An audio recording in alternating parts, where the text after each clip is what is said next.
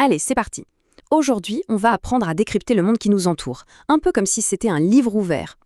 On va voir comment des objets qui nous semblent complètement banals, un jouet, un verre de vin ou même un match de catch, nous racontent, souvent sans qu'on s'en aperçoive, des histoires qui façonnent notre vision des choses. Alors, je vous pose la question. Quel peut bien être le point commun entre le catch professionnel, les jouets de notre enfance et un bon verre de vin? Ça a l'air un peu farfelu comme ça, je sais, mais la réponse va nous ouvrir les yeux sur la mécanique cachée de notre culture. Eh bien, la réponse, c'est que ce sont tous des mythes modernes. Alors attention, quand on dit mythe, on ne parle pas de Zeus ou d'Hercule, non, on parle de récits cachés de notre époque.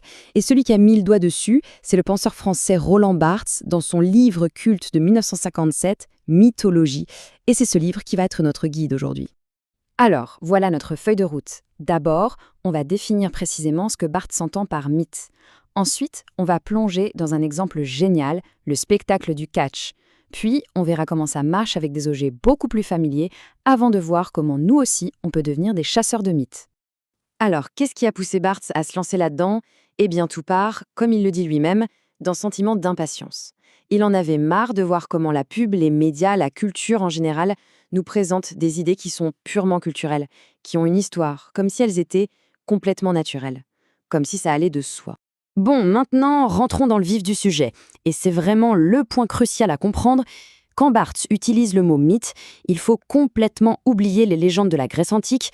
Il réinvente ce mot pour lui donner un sens bien spécifique à notre monde moderne. Et voilà, la clé, elle est là. Pour Barthes, un mythe, c'est une sorte de machine à transformer. C'est un langage qui prend une idée construite par une société à un moment donné, ça c'est l'histoire, et qui la fait passer pour quelque chose de totalement naturel, d'évident, qui a toujours été là. Ça, c'est la nature. Regardons ça de plus près. C'est fascinant. Le mythe, il agit un peu comme un voleur. Il prend un objet ou une idée et il lui efface son histoire. Ce qui n'était qu'une convention culturelle devient, d'un coup, une vérité universelle. Ce qui a été fabriqué par des humains semble tomber du ciel, comme une évidence. Une simple idée devient du bon sens. C'est là toute la puissance et aussi tout le danger du mythe. Barthes résume tout ça avec une phrase d'une simplicité géniale. Le mythe est une parole. Ça veut dire que ce n'est pas l'objet en lui-même qui est un mythe, mais c'est la façon dont on en parle, le discours qu'on plaque dessus, c'est le message qu'on lui colle. Gardez bien ça en tête, c'est essentiel pour la suite. Et pour mettre tout ça en pratique, le premier grand exemple de Barthes est juste parfait. Pour lui, le catch, c'est un spectacle mythologique à l'état pur. La toute première chose à saisir, nous dit Barthes, c'est que le catch n'est pas un sport. Pourquoi? Parce que dans un sport, ce qui compte, c'est l'incertitude du résultat. Au catch, en fait, on se fiche un peu de savoir qui va gagner. Le but, c'est d'assister à un spectacle de signes. Chaque geste est outrancier, théâtral, pour qu'on comprenne tout de suite. Les catcheurs, en fait, ce ne sont pas des athlètes, ce sont des personnages de théâtre. Leur corps lui-même est un signe. Tovin, avec son physique un peu flasque, il incarne d'emblée le salaud. Chaque catcheur est un archétype, un rôle. Et tout ce qu'il va faire sur le ring ne fera que confirmer cette première impression. Il n'y a pas de place pour l'ambiguïté.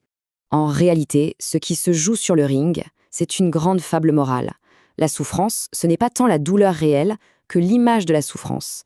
La défaite, c'est une humiliation mise en scène. Et surtout, il y a toujours l'idée de justice. Quand le méchant triche, le public sait, il sent qu'il va finir par payer. Et il attend ce moment avec une joie presque enfantine. Au final, à quoi sert le catch? Il sert à nous présenter un monde parfaitement simple, parfaitement lisible. Un monde où le bien et le mal sont clairement identifiés, où les actions ont des conséquences immédiates et visibles. C'est, pour un instant, une pause rassurante dans la complexité du monde réel. Ok, maintenant qu'on a bien disséqué le mécanisme avec le catch, on va voir comment cette même grille de lecture s'applique à des choses beaucoup plus proches de nous, des objets qui sont là, dans notre quotidien. Prenons les jouets, par exemple. Barthes fait une observation toute simple sur les jouets de son époque. La plupart ne sont pas faits pour inventer, mais pour imiter. Ce sont des reproductions en miniature du monde des adultes. Des petites voitures, des panoplies de docteurs, des dinettes. Alors, où est le mythe là-dedans? Eh bien, c'est de faire croire que ces rôles sociaux sont naturels, qu'ils sont inscrits dans l'ordre des choses.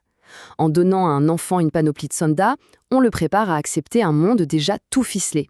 On le conditionne à être un futur utilisateur de ce monde et pas un créateur. On transforme un avenir social en une sorte de destin biologique. Autre exemple, très français celui-là, le vin. Pour Barthes, le vin, c'est bien plus qu'une simple boisson, c'est un des piliers de l'identité nationale française.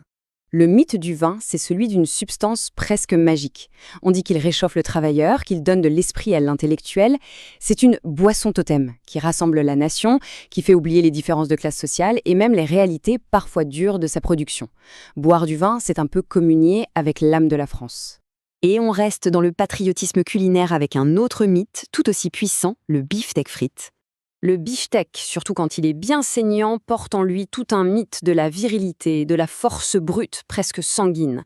Et par simple association, la frite, qui à la base est un aliment populaire sans grande histoire, se retrouve contaminée par cette aura patriotique.